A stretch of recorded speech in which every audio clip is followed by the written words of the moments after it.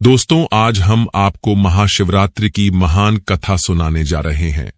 कहा जाता है कि जो भी महाशिवरात्रि के दिन इस कथा का श्रवण करता है, इस कथा को ध्यान से सुनता है, उसके कोटि कोटि पाप झलकर भस्म हो जाते हैं और उसकी मनोकामनाएं पूर्ण होती हैं।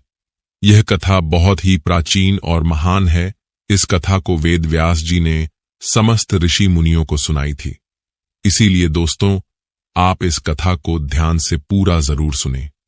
तो चलिए आपको सुनाते हैं वह महान कथा। इस विषय में एक निषाद का प्राचीन इतिहास सुनाता हूं, जो समस्त पापों का नाश करने वाला है। पूर्व काल की बात है। मध्य देश के वन में एक भील निवास करता था।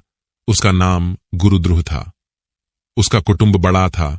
उस भील का स्वभाव अत्यंत क्रूर था और वह स्वभाव के अनुसार क्रूरता के काम भी किया करता था। वह प्रतिदिन वन में जाकर मृगों को तथा अन्य पशुओं को मारता था और अनेक स्थानों पर चोरी किया करता था। उसने बचपन से ही कोई शुभ कर्म नहीं किए थे। इस प्रकार से पाप कर्म करते हुए उसे वन में निवास करते हुए उस दुरात्मा भील को बहुत समय बीत गया।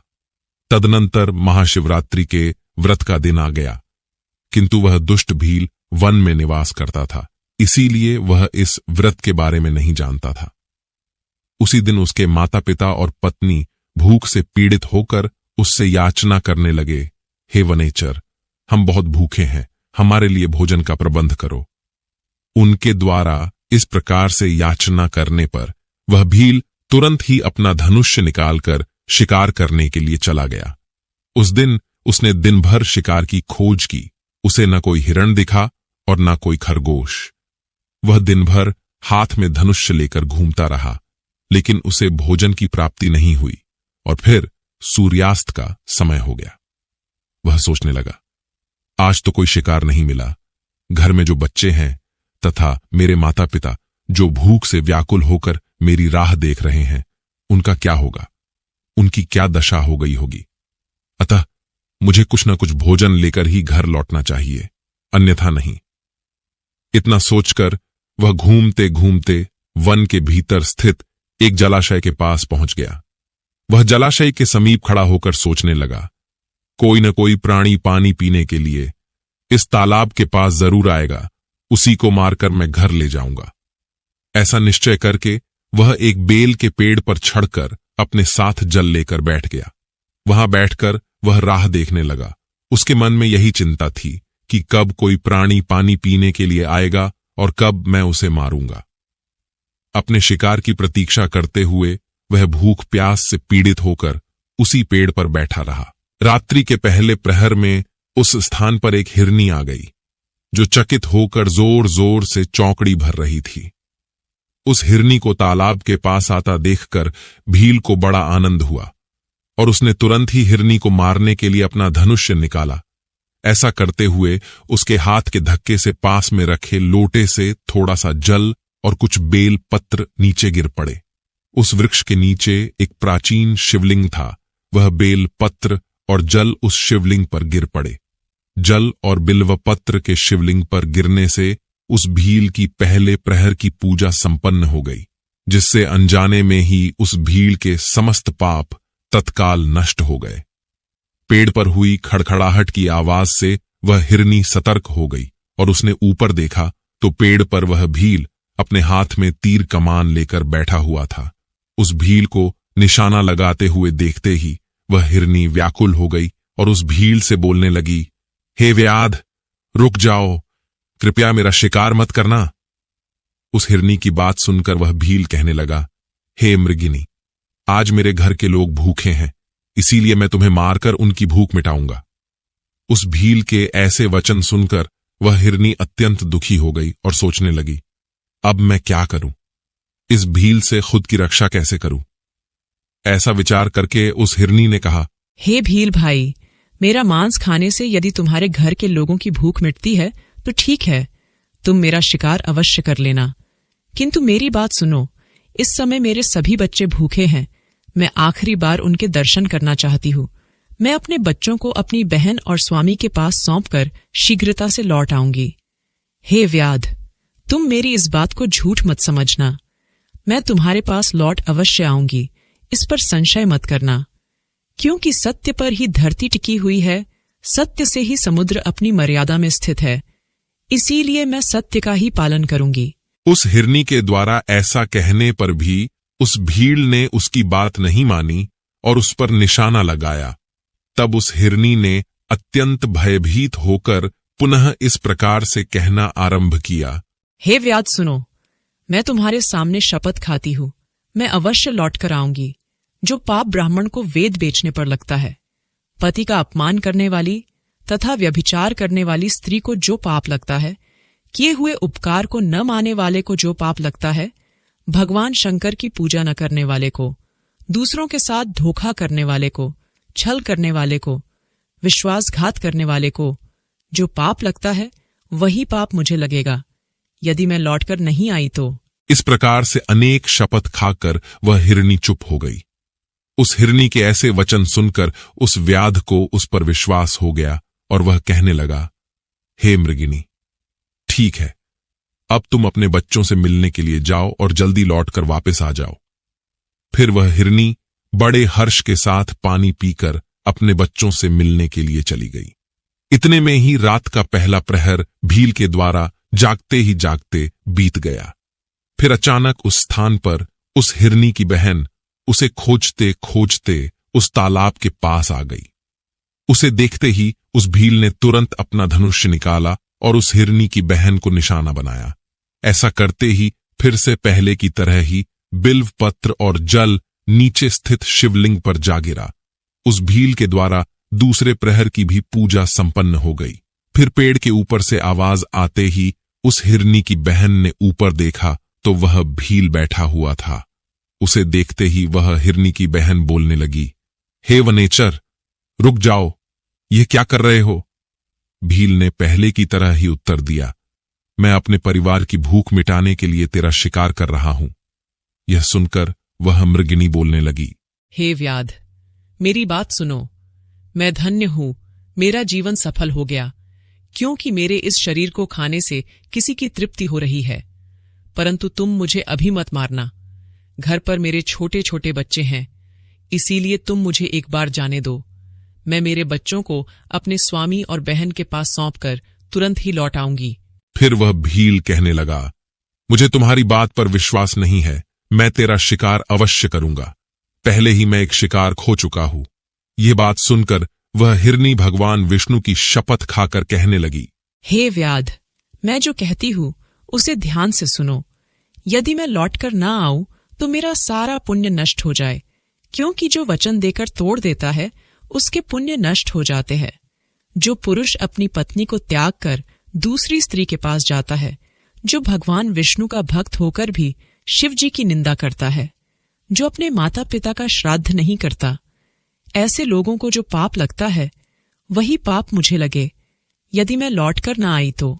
उस मृगिणी की बात सुनकर उस भील को बड़ी दया आ गई और वह कहने लगा, हे मृगिणी, ठीक है, तुम जाओ और शीघ्रता से लौट कर आओ।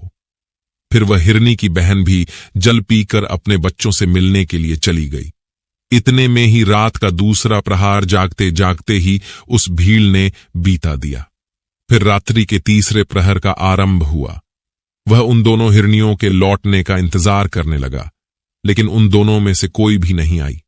फिर उसने देखा कि एक हिरण उस मार्ग से आ रहा है। वह बड़ा ही हृष्टपुष्ट था। उस हिरण को देखते ही भील को बड़ा हर्ष हुआ और उसने धनुष्य पर तीर चढ़ाया और निशाना लगाया। ऐसा करते समय फिर से थोड़ा सा जल और बिल्व पत्र नीचे शिवलिंग पर गिर पड़े। उससे भगवान शिव की तीसरे प्रहर की भी पूजा संपन्न हो गई। पेड़ के ऊपर से पत्तों की आवाज आते ही उस हिरण ने ऊपर की ओर देखा तो वह भील पेड़ पर बैठा हुआ था। उस भील को देखते ही वह हिरण घबरा गया और बोलने लगा, हे व्याध, क्या कर रहे हो? रुक जाओ। भील कहने लगा, मैं अपने परिवार के लिए भोजन की तलाश में हूं, इसीलिए अब मैं तुम्हारा शिकार करने जा रहा हूं। भील की बात सुनकर वह हिरण कहने लगा, हे व्याध भाई, अगर तुमने यहां पर आई हुई मेरी दोनों पत्नियों को मार डाला है तो बिना विलंब किए तुम मेरे भी प्राण ले लो, क्योंकि उनके बगैर मैं जीवित नहीं रह सकता। जिस प्रकार से तुम्हारे लिए तुम्हारा परिवार महत्वपूर्ण है, उसी प्रकार से मुझे भी मेरा परिवार अत्यंत प्रिय है। यदि तुमने उन्हें जीवन दान दिया है तो मुझे कुछ समय के लिए जाने दो। मैं अपनी पत्नियों से मिलकर लौटकर वापस आ जाऊंगा। उस हिरण की ऐसी बात सुनकर उस भील को बड़ा विस्मय हुआ। उसके मन में रात भर का सारा घटनाक्रम घूमने लगा। वह हिरण से कहने लगा, हे मृग, तुमसे पहले तुम्हारी दोनों पत्नियां यहां पर आई थीं। वो भी ऐसे ही झूठे वचन कहकर गई है और अभी तक लौटकर नहीं आई है। अभी तुम खुद के प्राण संकट में देखकर झूठ बोलकर चले जाओगे और लौटकर नहीं आओगे, फिर मैं किसका शिकार करूंगा? मेरा परिवार तो भूखा ही मर जाएगा। फिर वह हिरण कहने लगा, हे व्याध भाई, मैं जो कुछ भी कहता हूं उसे ध्यान से सुनो। मुझ में असत्य नहीं है। यह सारा चराचर सत्य से ही टिका हुआ है। जिसके वचन झूठे होते हैं उसका पुण्य उसी क्षण नष्ट हो जाता है। इसीलिए हे भील, तुम मेरी प्रार्थना सुनो। शिवरात्रि में भोजन तथा मैथुन करने से जो पाप लगता है, झूठी गवाही देने से जो पाप लगता है, दूसरों का धन हड़पने से जो पाप लगता है, वही पाप मुझे लगे यदि मैं लौटकर ना आऊं। उस हिरण के ऐसे वचन सुनकर वह भील कहने लगा, हे मृग, ठीक है, तुम जाओ, अपनी पत्नियों से मिलकर शीघ्रता से लौटकर आओ। फिर वह हिरण भी लौटकर अपने घर की तरफ चला गया। अब वह हिरण और उसकी दोनों पत्नियां प्रतिज्ञाबद्ध हो चुके थे। वे तीनों अपने घर पर आकर आपस में बात करने लगे।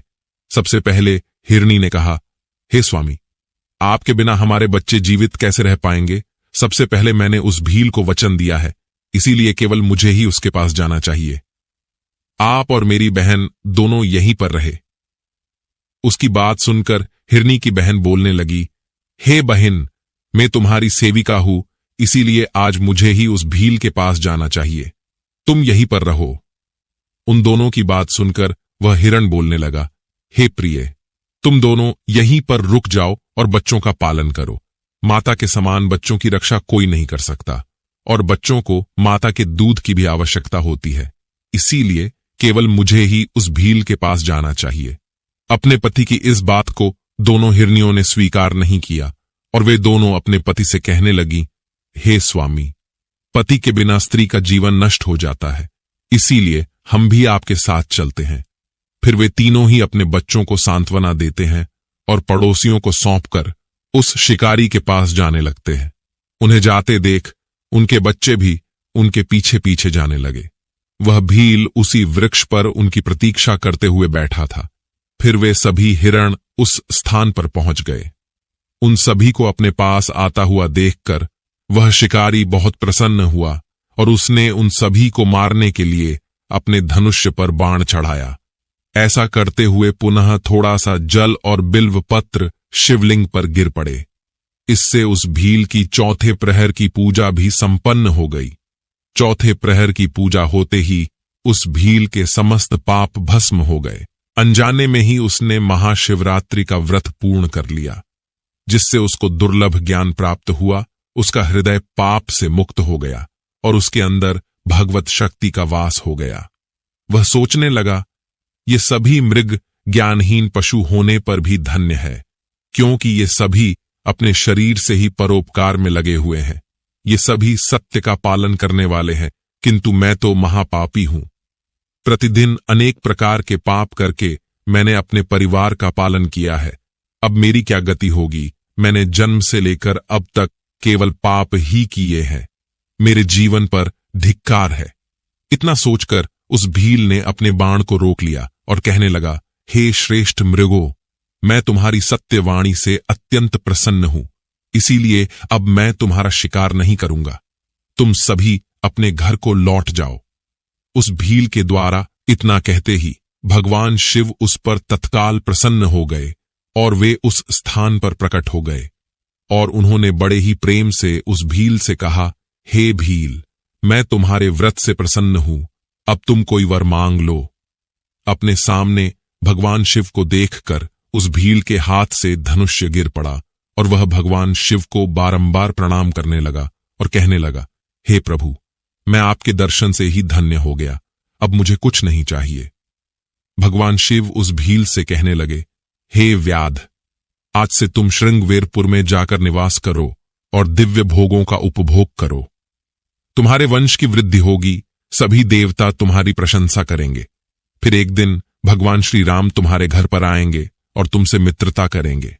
तुम उनकी सेवा करके दुर्लभ मोक्ष को प्राप्त करोगे। उसी समय वे सभी मृग भगवान शिव का दर्शन करके मृग योनि से मुक्त हो गए और दिव्य देह धारण करके विमान पर बैठकर दिव्य लोक को चले गए। तभी से उस पर्वत पर भगवान शिव व्याधेश्वर के नाम से प्रसिद्ध हुए, जो दर्शन और पूजन करने पर तत्काल भोग और मोक्ष प्रदान करने वाले हैं। इस प्रकार से अनजाने में ही महाशिवरात्रि का व्रत करने के कारण उस भील को भगवान शिव की कृपा प्राप्त हुई। संपूर्ण शास्त्रों में महाशिवरात्रि के व्रत को सर्वोत्तम कहा गया है। इस प्रकार से मैंने आप सभी को महाशिवरात्रि के व्रत का महात्म्य सुना दिया है। तो दोस्तों, यह थी महाशिवरात्रि की व्रत कथा। इस कथा को पूरा सुनने के लिए आप सभी का धन्यवाद।